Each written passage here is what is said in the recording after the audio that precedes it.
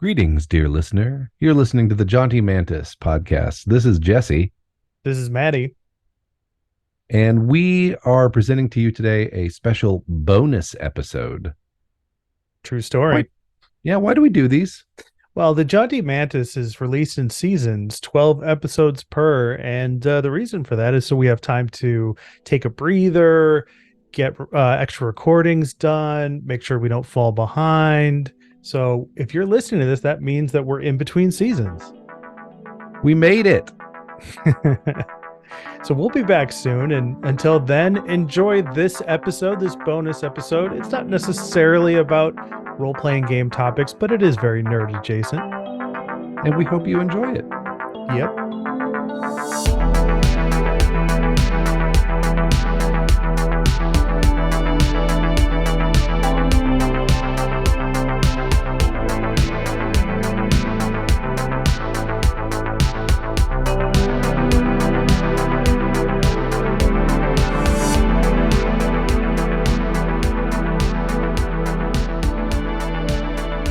Hey everybody, welcome to the Jaunty Mantis. I'm going to quick check to see what the tagline of this show is again. It's creative questions for curious gamers, of course.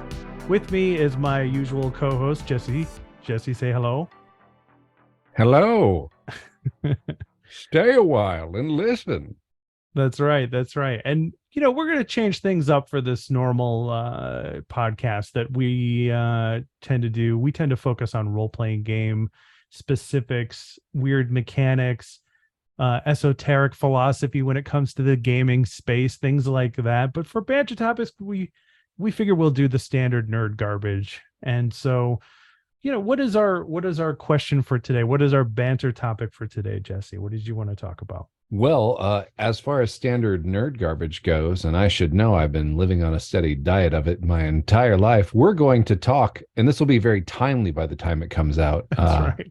Like all of our episodes, we're going to talk about the Dungeons and Dragons movie, Dungeons and Dragons, Honor Among Thieves. Yeah, that's right. I just recently watched this movie. I'm making quotes with my fingers. I don't know if that's going to give Jesse any indicator where I land on this movie, but Jesse, my understanding is you love this movie. Yeah, I think that overall it was the kind of just movie fun with good pacing, good jokes. Didn't take itself too seriously. That is not a thing I think you get. Like, I don't remember.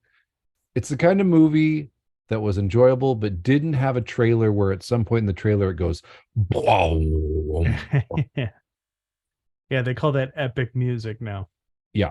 Epic trailer music. Epic.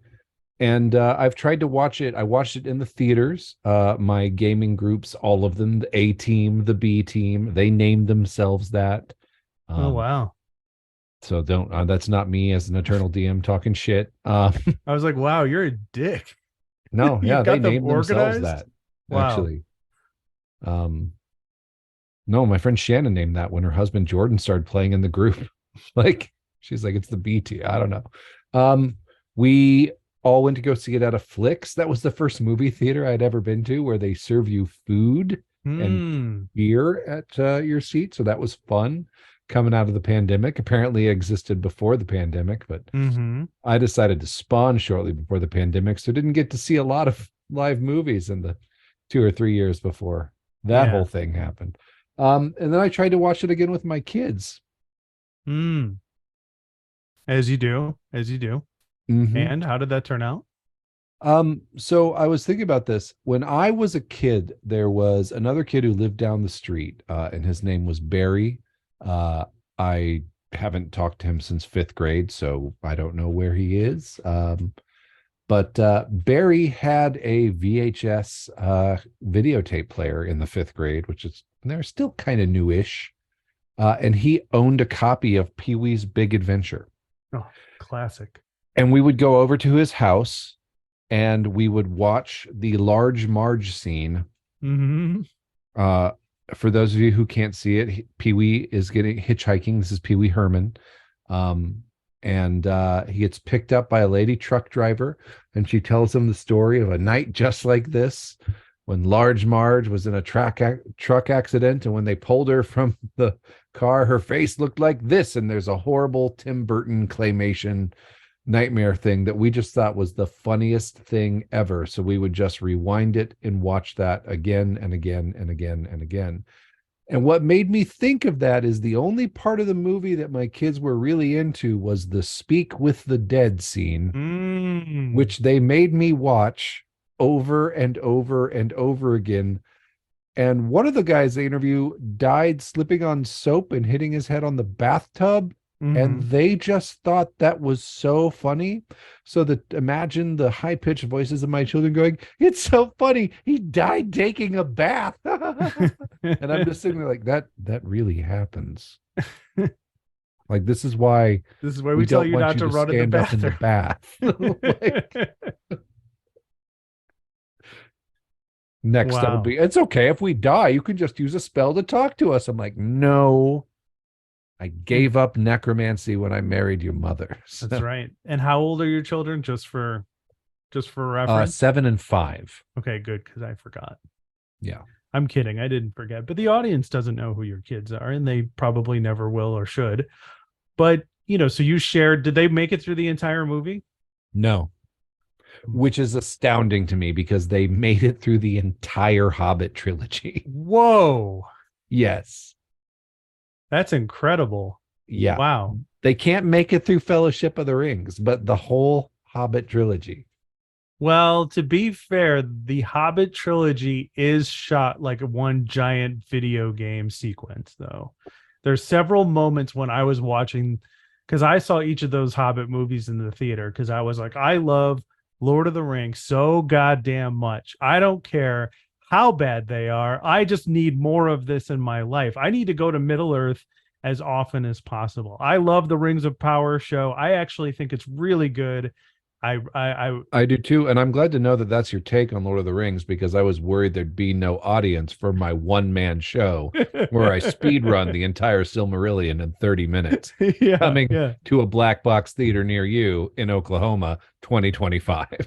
For sure. But yeah, there was so many moments in the Hobbit movies where my hands just instinctively came up in front of my body to press buttons for them to jump out of a barrel or go to the other side or get over a wall or shoot an orc. With Tariel. Yeah, exactly.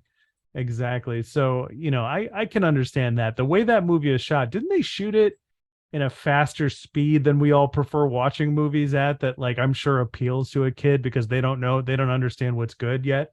Well, I don't know the rules of the banter topic, but we don't have there any, are no rules. So here's another connection relation.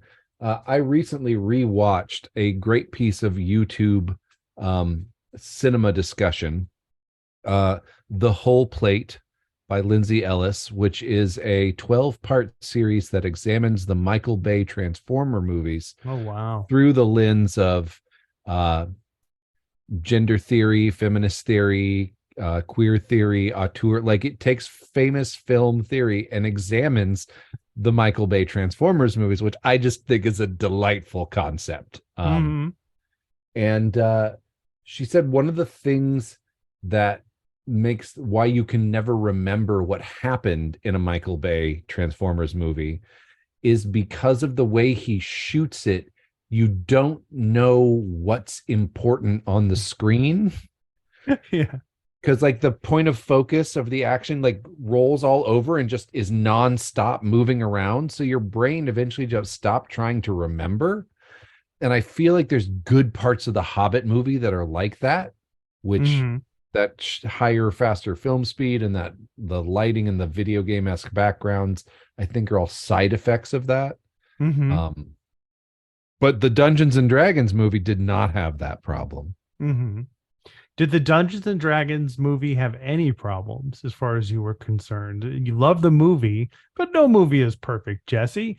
And was there anything that stuck out to you in the Dungeons and Dragons movie that you thought was mediocre or painful or unnecessary or bad? Point of order, there is one perfect movie. It's called The Crow, and it's how I learned what love is. So well, it can't rain all the time. Yeah, no, really can't. I would say the complaint I've heard, it didn't register to me, and I felt this as a moral failing, as I often do, is just that like my friend Louise was like, they fridged the wife. Mm-hmm. Yep. Do you agree with that as a pain point for the movie? I Because I have a theory about this. No, I mean it didn't jump out to me. Like I'm sad someone was bummed about it. I thought the fact that like one of the two leads was a incredibly strong woman. Oh, that was the other one. Yeah, starting the movie with the attempted sexual assault. Uh like obviously I'm glad the result happened for that dude, but Mm-hmm. like That's something you had a problem with, or that somebody else had a problem with? I thought it was a little icky, but it didn't ruin the movie for me because they Yeah. recovered it so hard with the Jarnathan scene. Mm-hmm. I think, to address the first thing about, fridging the wife, I think that in some instances, how do I put this so I don't get canceled? In some instances, that's acceptable in storytelling, but what makes it unacceptable as a whole to me, and this is just my opinion, is that it's been used so much to get rid of the proper female element that deserves to be in that story, that when it comes up in a movie like this, it's a pain point. It's an obvious pain point. It's like it's something that's been overused so much that should have never have been the case. It should only be used when it's necessary, and instead it was like the go-to thing, right? Like there's so many movies where the wife dies in pregnancy with the child, and you're like, this really doesn't happen as frequently as movies are making it out to be. They're just getting rid of the potential main female character, so they can once again make the story about a straight white guy, which God forbid there'd be someone that humanizes that character and gives them an emotional depth other than anger or rage. But it's then, not. but then dudes like you and me might think it was possible to feel things other than anger, rage, and disappointment. Well, And we couldn't have that happen, right? let me put my 1980s, 1990s movie executive producer hat and say, but the female audience members won't want to fall in love with Ben Affleck if J Lo is still around. Did they ever want to fall in love with Ben Affleck? Was there a moment that I'm not remembering? What are you talking about? He was like the guy, wasn't he? When? Geely, That movie was Jersey panned. Girl. Wasn't he like a sex icon or something? Like, weren't He women was obsessed about with him? what? Oh God, now I'm like, when would Or Ben is it just Affleck? me? I don't know. I hate Matt Damon, but I absolutely love Ben Affleck. So this might be some of my own bias coming through I here. feel like there was a moment where there was this is the closest I'll admit to the actual existence of manufacturing consent. Uh it feels like there was a moment when the machine decided to try and sell Ben Affleck like that. Mm-hmm. Like mainly because he was dating Jennifer Lopez, not That's what I'm actually because I saying. think of his on-screen performances. And I didn't say then they succeeded. I'm saying that was a thing they were trying to do. right. Well, never trust them.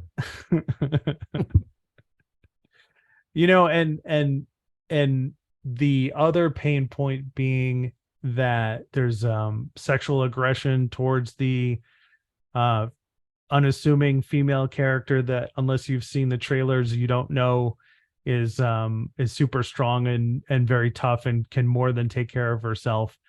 And I think the reason why that's a pain point is also because it's entirely unnecessary. There's, we live in a grand era where we can display feminine power on screen without there being a sexual assault. It's one of my biggest complaints about any movie, is like, I know they're trying to drive this point home in the shortest amount of time possible, but they really are doing a huge injustice to the audience. They're basically saying, you're stupid, you won't understand she's powerful and strong and good with, an axe or whatever. You won't understand that unless we have somebody try to creep on her so she can, knock his jaw off or whatever she does to that guy. I don't even remember, but I think these are both like very tried and true, problematic aspects of movie and cinematic storytelling, and we're just sick of them. It's like, come on, we're better than this, right? Like, so that's just what I think. Yeah, it's hard because it's, like what codes someone as a villain so quickly as that makes it Mm-hmm. totally okay for them to immediately get their comeuppance. Not that I'm Mm-hmm. saying you need that that's the only way to demonstrate the character's strength, but I'm like, if like a dude in an SS uniform had walked in there and be like, I would like to tell you all about the master race, and then she just beat him, I think you'd get the same feeling. Oh, that guy was immediately bad. We don't have to have any sympathy for him.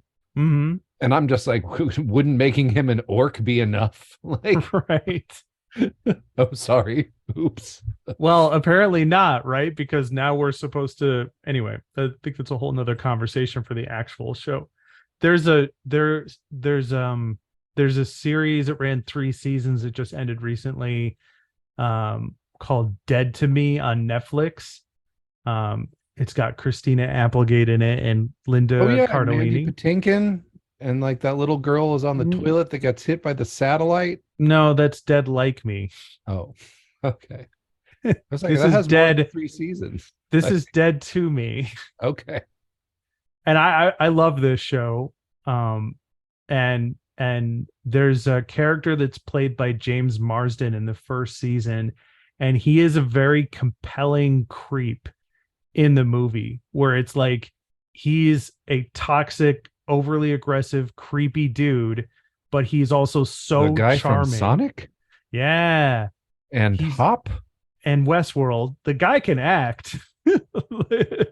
No, I every time someone brings him up, I like to remind them that he is in every like CGI kids movie with humans possible Mm-hmm. to be in. But I do think of him as, Teddy from Westworld, like primarily. So I mean, in this show, he plays a very compelling, creepy guy where there's nuance to it, and he has this aspect of his character where he is apologetic for what he's done. He can see what he's doing wrong, and in the moment he realizes it, but he can't stop doing it despite himself because of the genius behind the show, the way the character is written and the way that he's being played by James Marsden. So I mean, we live in an era where you can display a creepy male character who goes too far and make it compelling and interesting instead of using it as a cheap trick in order to gauge a response. And I think that ultimately reflects how I felt about this movie, is that I felt like it was a series of those kinds of things. Um, I should preface that I have not finished this movie. I fell asleep when they were on the boat towards the end, and I it's like the watched it. climax of the. I know I fell asleep. I watched it at home. I watched it by myself. I have no You picked children. this topic and you haven't even seen the movie all the way Yeah, through. yeah, Okay. because I want you to convince me to finish it. So I didn't. I look. Here's what I have to say about this movie. Is it worth watching? My question is to you: do you play Dungeons and Dragons? If you play Dungeons and Dragons, you should totally watch this movie. This movie is the equivalent of those like depthless slapstick joke a minute movies from like the Naked Gun movies. That's what I thought it was. It was basically Naked Gun, a fantasy version of that. It's joke after joke after joke after joke. A lot of stuff has no context in it, but it's played for laughs regardless. And so much of it is keyed into the inside joke zeitgeist of Dungeons and Dragons and gamers, that if you play Dungeons and Dragons, you will love this movie, at least in the sense of it was worth watching. Like, you'll have a good time, you'll laugh at it. And I think the choke point for that is either that was worth it for you or it wasn't. And in my case, it really wasn't. It really didn't matter at the end of the day. Like I laughed at it. I laughed at Jonathan. I laughed at, the Bradley Cooper part. I laughed at the fat dragon, but those were all played as just gags. And that's what this movie is it's just a gag movie. And that in itself says to me, that's really all we have for Dungeons and Dragons, and I was hoping that we could have more, but that's apparently that's all we get. That's the only thing we can do is do like if this movie was made when was the MCU phase 1? If this movie came out MCU phase 1, this would be one of the greatest movies of all time. There's no doubt. Because its humor and the way it's paced and the inside references has been built on the backs of the MCU and other movies that are doing that, what the MCU is doing. So we're not really getting anything new or fresh or interesting or compelling in my point of view. I think the who plays the villain, what's his face? Hugh Grant, is that his name? Yeah, he's a good actor. He's terrible in this movie. He's terrible in this movie. There's nothing to him. He's a nothing burger of a bad guy. There's nothing happening there. And it's just like I was waiting for this movie to give me something to sink my teeth into besides like a slapstick joke. You know, I heard somebody say that like the fat dragon is really funny when it shows up, but it would have been even better if there'd been some sort of context for it in the movie. Like there's an entire series of towns that are missing all of their food supply, or all their sheep have been eaten, or something like that. And then the payoff for it later is this really fat dragon. Like that joke would, I think, would have landed the way that I wanted this movie to land for me. So I'm divided on it. But Thimbershod, Chunky Boy, Kawaii, ooh. So, you know, I loved the fat dragon. I thought so. My whole thing is like, why, living in the real world that we have lived in together for so long, would you go into a movie with the words Dungeons and Dragons in it and expect something to sink your teeth into? Oh, are you kidding me? Dragonlance, anything written by R.A. Salvatore, all the books, all the popular books and characters that have come out under the banner of Dungeons and Dragons. I've played D&D with you. You've made compelling characters come to life right in front of me. And yes, they all do have a sense of and style of humor, but there's always a context. I feel like that's what our entire show is about. Like we just did an episode about how where we brought up how your difficult character is playing the straight-laced fighter, like the run-of-the-mill fighter character. And, you know, we just had a game, you know, last night with that group. And it's like, I love everything you're doing, you know? And so to answer your question, buddy, look in the mirror. That's why I expect it. Yeah, but that's a D&D game. That's not a movie based on a game we play. I know, and they should have done the same thing. I think a lot of people have said that they were really glad there weren't kids in the movie playing D&D and they weren't cutting back and forth between them. And I'm like, I grew up in the 80s, man. That I would have loved that. Like put some kids in there who are playing D&D. Like give me something you know, to really latch onto and make this the ridiculous adventures of their characters happening in this fantasy world. I would have loved that even more. Like this movie was very forgettable for me. Like I you know, I don't even know if I'm gonna finish it. I can think of one, and it's because of MCU and it's James Gunn. But are there a lot of directors that can do an ensemble cast light comedic story while also giving it pathos?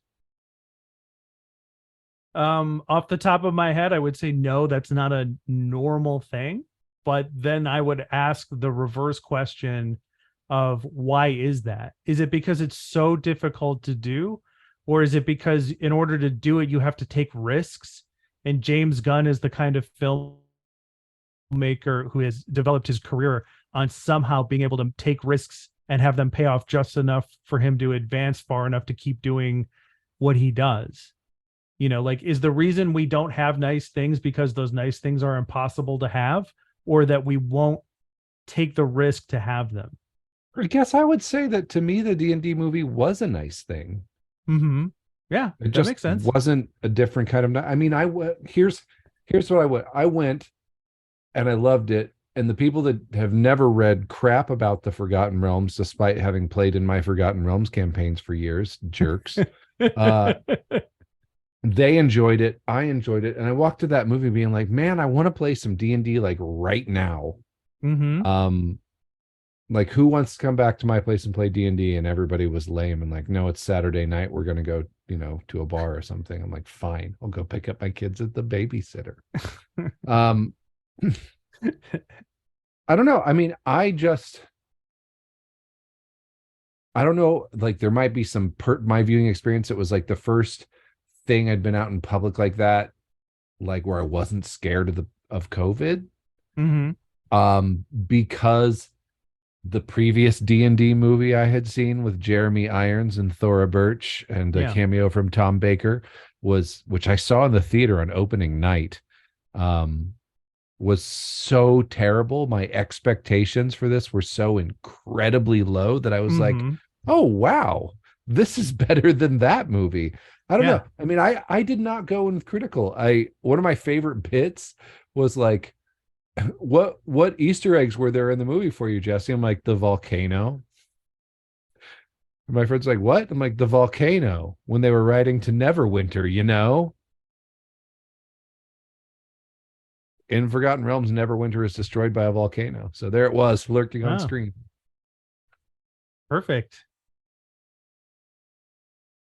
I feel like I gotta come back. I gotta clap back on the rich storytelling being stories about Driz Du Erden. His Mm-hmm. blades crossed in an X. I can picture the X on the page. Mm-hmm.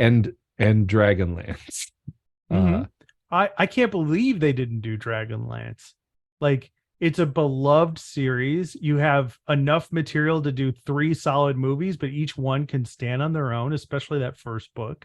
It's got 3 instantly come to my mind great for the time great female characters, strong female characters.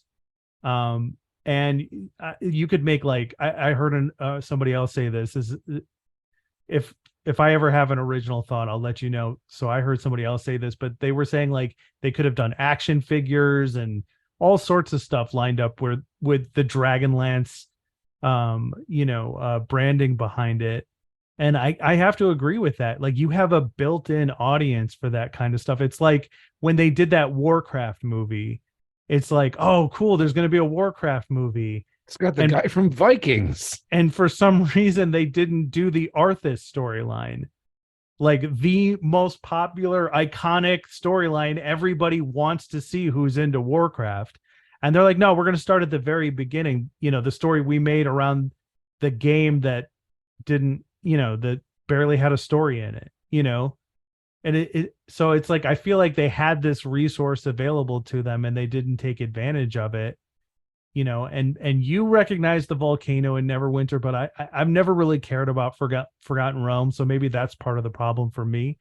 Well, I'll Maybe just if I tell you, cared Ed about it. Greenwood's on TikTok now, and it's kind of delightful just to see this white-haired bearded guy be like, yeah, when I created the realms, it's really I find Yeah. it soothing. I want to make a super cut of it to go to sleep to. Fantastic. Fantastic. Yeah.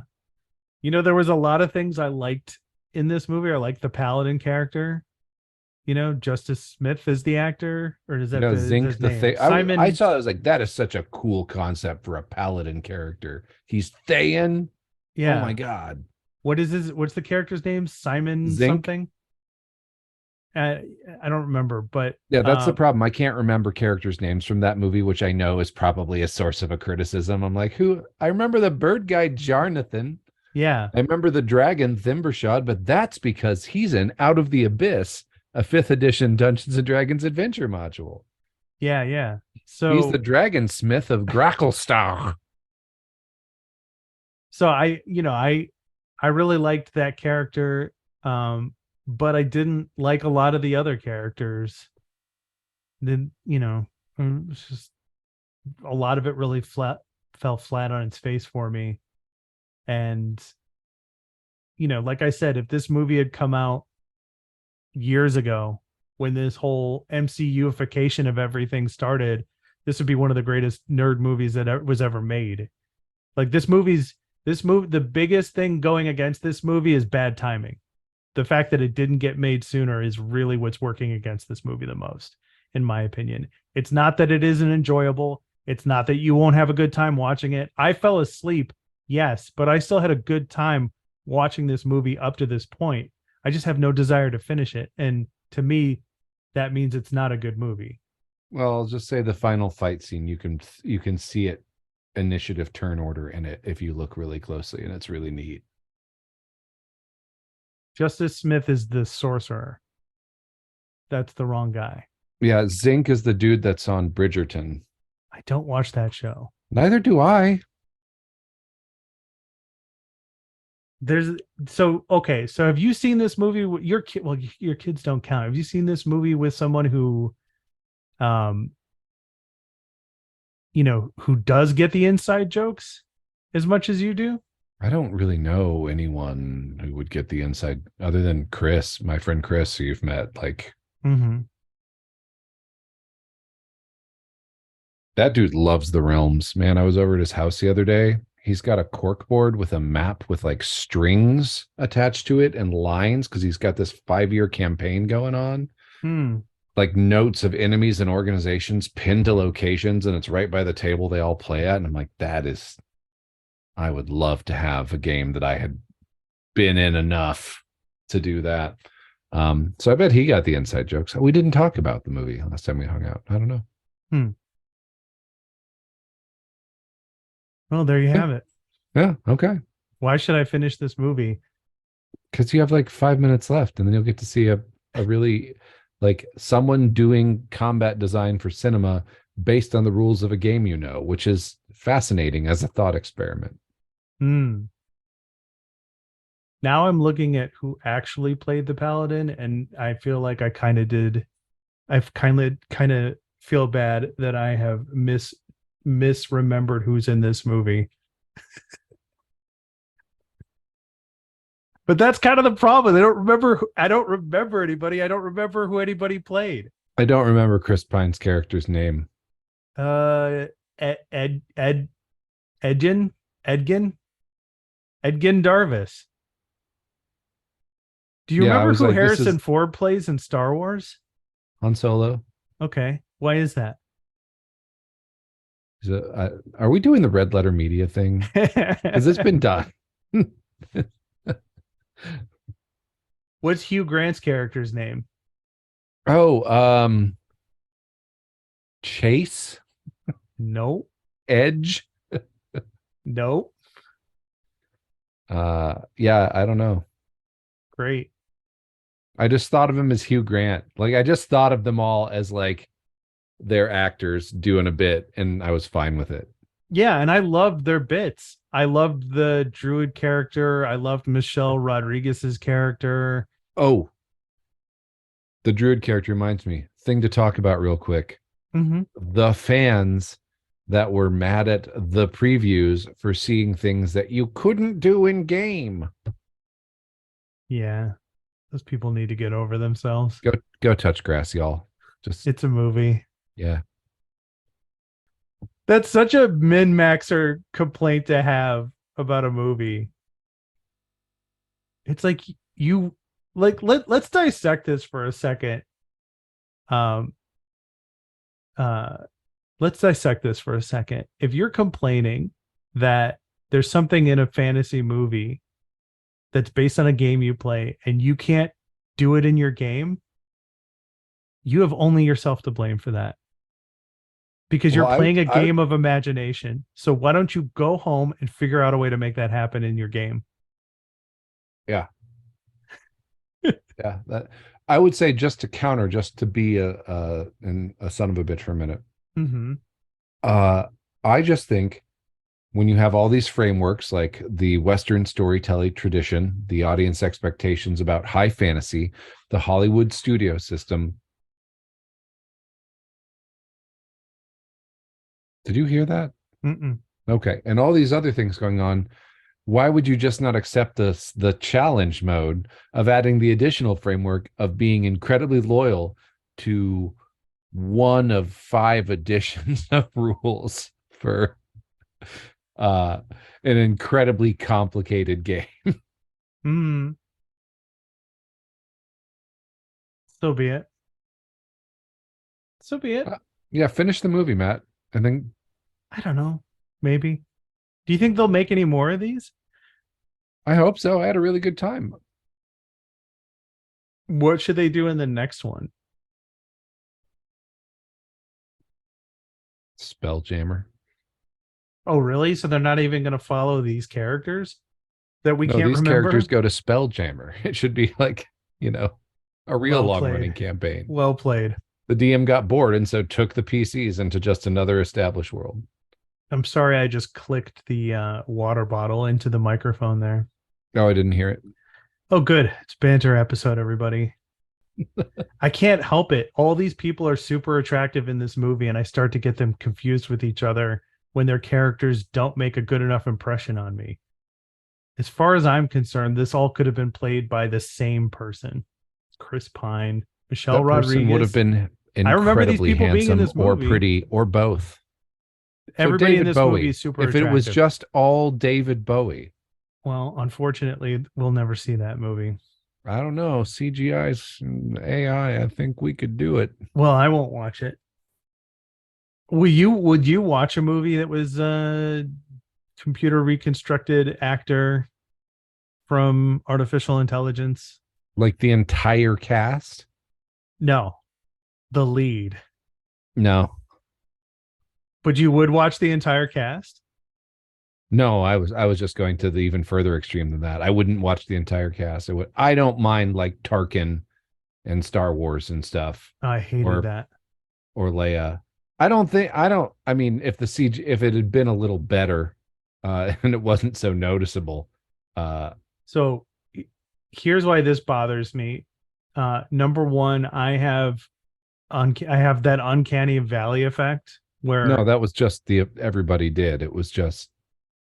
Yeah, but I have it more than other people do, I think, because this generally does like CGI characters bother me in general. Like I have to convince myself it's okay to watch Rocket Raccoon on the screen. Like otherwise I start to get repulsed and I start to get anxious about the movie. I don't know if the uncanny valley is an actual scientifically studied thing. It's just a nice little, topper for me to explain this problem. But so looks really bad, uncanny valley, and you have Wayne Pygram. Wayne Pygram is in the world, the guy who played Scorpius in Farscape. Perfect stand-in for a Grand Moff Tarkin style character. Like you have an actor that can play this part, and you also have technology to be able to communicate this character in a way that you could still do with completely CG by having him appear in a hologram. Like that would have been perfect. You could just do it that way. He always speaks to the other characters through hologram, and then he turns around and it's Wayne Pygram. I see you put some thought into this. I have, yeah. I just like to explain for the listening audience home, if you're unfamiliar with the uncanny valley is a term used to describe a phenomenon where images, basically on a scale of increased abstractedness towards more photorealistic, right before things get photorealistic, there is a drop off where people just don't recognize them as being human. They look like a zombie or corpse-like. And if you want an example of this, like who is more empathetic or recognizable as a fellow human, the light or the electrical plug on your wall or the Tom Hanks character in the Polar Express? I think most people are going to say the electrical socket on your wall looks more like a face because Tom Hanks is deep in the uncanny valley. See, here's why I'm convinced the uncanny valley is an actual thing, is because human beings will go out of their way to anthropomorphize things and try to make them more human than they already are. And so if we have a revulsion to fake looking CGI replications of human like behavior, and then that says to me the uncanny valley is a thing. Like we will go out of oh my God, it sounds like my dog just said I love you. Did you hear that? Did you hear that when the dog barked? I thought he just said I love you. You know, like we are willing to like take this huge leap to make things more human, like, but we can't fucking do it with Grand Moff Tarkin in Rogue One. Yet. So true. So As true. the technology gets better, it's just going to get more and more like that effect is going to go away. And as it does, I'm fine with a little cameo for a fun little like bit of fan service or whatever, like where it's a character that like, yeah, that actor's dead, and but this character is just showing up in this to like set up something else or continuity. That's fine. If it's a fully CGI controlled main character, no. I don't want to watch a machine perform art without a soul. Mm-hmm. Without a soul. Well said. Well said. Well, I don't know if we have anything else to say on the Dungeons and Dragons movie. So I think that's it for this banter topic. Don't worry, Justice Smith. You're a beautiful man. I'm entranced by you. I'm sorry I mistook you for the paladin. But that speaks to the more terribleness of this movie than anything else. If I was Justice Smith, I'd be pretty happy that someone confused me with the guy from Bridgerton. No, he's quite the internet heartthrob. Yeah, well, I don't think, I don't know if we have anything more to say. Did Bradley Cooper, was that a big thing for you? I think I didn't realize it was Bradley Cooper. See, I think that's the point I want to end on here. I think they could have put anybody in that role and still landed the joke just the same. It was a great setup. Mm-hmm. Like I loved that as just a little bit of the lore around there. And then when the Goliath new wife came in, has a type. I don't know. I just loved it. Yep. I loved Zank like rescuing the cat person baby. I forget what their name is. Sorry to all the people that play the the things from Tasha's or whatever, or Monsters of the Multiverse, where you're a cat person that likes to tell stories. Tabashi. Thank you. I remembered. Sure. Tabashi. Thanks to the ABCs of D&D, a book I've been reading my children for years upon years now.